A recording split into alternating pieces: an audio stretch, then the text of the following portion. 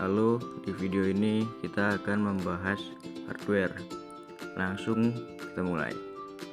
Dalam sistem komputer, hardware merujuk pada perangkat keras yang berfungsi sebagai bagian fisik dari komputer. Hardware dapat dikategorikan menjadi beberapa jenis, yaitu hardware input, hardware proses, hardware output, dan hardware storage. Berikut adalah penjelasan lengkapnya. Hardware input. Hardware input adalah perangkat keras yang digunakan untuk memasukkan data atau perintah ke dalam komputer agar dapat diproses. Perangkat ini memungkinkan interaksi antara pengguna dan sistem komputer. Contoh hardware input yaitu keyboard, digunakan untuk memasukkan teks, angka, dan simbol ke dalam komputer. Yang kedua, mouse, digunakan untuk mengontrol kursor dan memilih objek di layar. Yang selanjutnya, hardware output.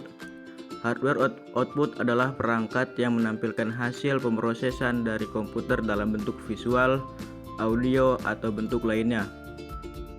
Contoh hardware output yaitu monitor, untuk menampilkan data dalam bentuk visual seperti teks, gambar, dan video. Yang kedua, printer, mencetak dokumen atau gambar dari komputer di media fisik seperti kertas.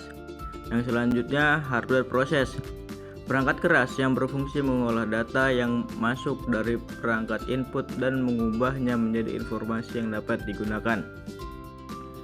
Contoh dari hardware proses yaitu 1. Prosesor, CPU Central Processing Unit, disebut sebagai otak komputer karena bertanggung jawab atas semua operasi perhitungan dan logika.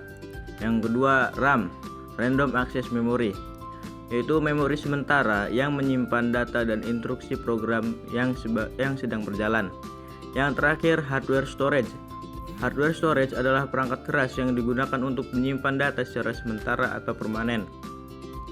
Contoh hardware storage yaitu hard disk drive (HDD), penyimpanan berkapasitas besar dengan teknologi cakram magnetik. Yang kedua, solid state drive (SSD), penyimpanan dengan kecepatan tinggi yang menggunakan teknologi cakram magnetik.